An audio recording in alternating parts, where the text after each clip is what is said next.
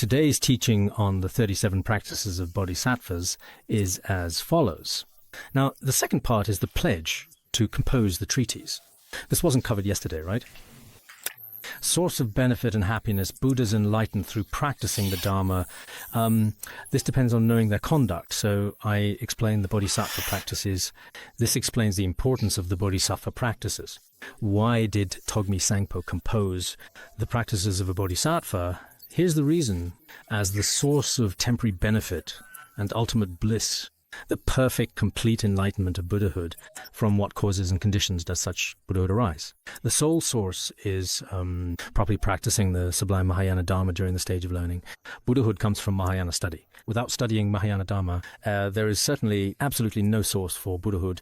So what exactly is this like? It depends on initially generating bodhicitta, rooted in great compassion, then accumulating merit through generosity and other skillful means, as well as realizing the wisdom that all phenomena lack inherent existence. That is the conduct in the Six Paramitas, the two accumulations.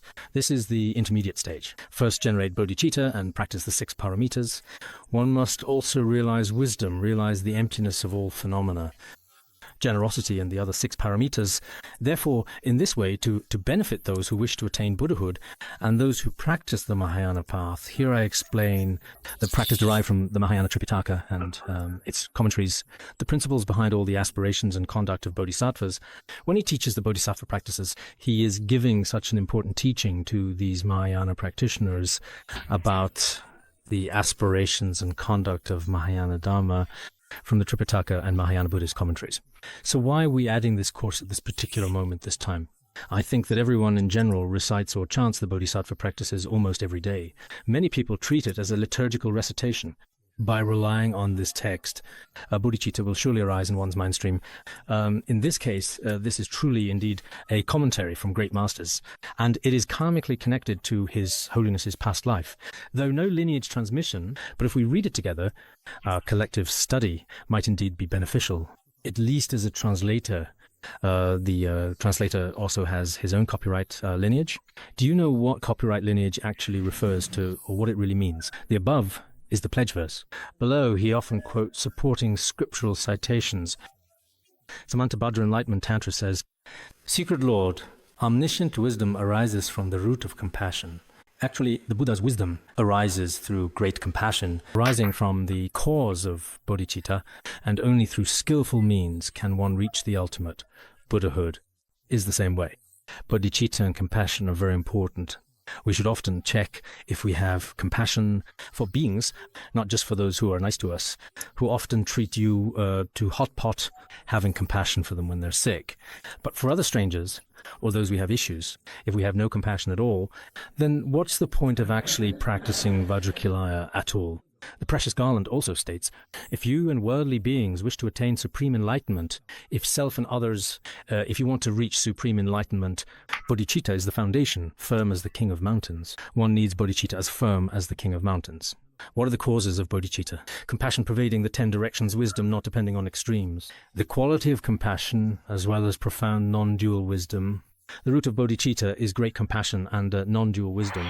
The reason this bodhisattva can explain to others clearly and in detail all bodhisattva conduct is because Bodhisattva Togmi, he often regularly taught bodhisattva conduct to these beings. What is the reason? The author himself personally relied on many various spiritual teachers and guides, 10 teachers highly skilled in treatises, various other 10 teachers, 40 teachers in total, 2 teachers like wish-fulfilling jewels, one called Rinchen Senge. It seems the compassion in his mind stream among 2 wish-fulfilling jewel teachers. One was Rinchen Senge. Togmi's most fundamental teacher was Rinchen Senge. And Sonam Drakpa, I remember, didn't I previously translate a biography of Bodhisattva Togmi? You should all take a look. Bodhisattva Togmi can truly generate compassion and bodhicitta in the mind stream, and was especially praised in the past by His Holiness Jigme Phuntsok Rinpoche. So the wisdom of some masters is still beneficial for us. Therefore, this great master's words, look, he relied on 42 spiritual teachers and mastered the vast ocean of Mahayana sutras and treatises, and met Avalokiteshvara and other deities in person, possessing all the conditions necessary for composing treatises, especially according to his biographical records. That is, in this biography, which was composed by the highly esteemed and respected Yongzin Yeshe Gyaltsen, this life of Master Togme. This is not the Indian Asanga, but our Tibetan Togme. I wanted to visit. I heard his retreat place is near Lhasa. The Ngada Rinchen Puk mentioned at the end of Bodhisattva practices, the precious jewel cave is located there. It's a place beyond Lhasa now. I think one of our Kempos here visited it before. He also practiced all the Bodhisattva conduct following the teachings.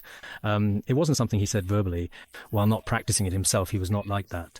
So let's conclude today's teaching here for now, as always.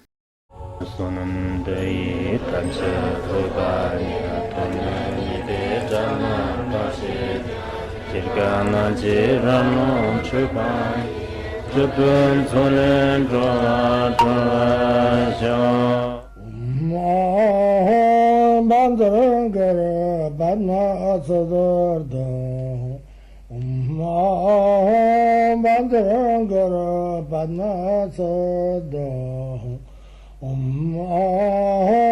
Bandharangara Padmasada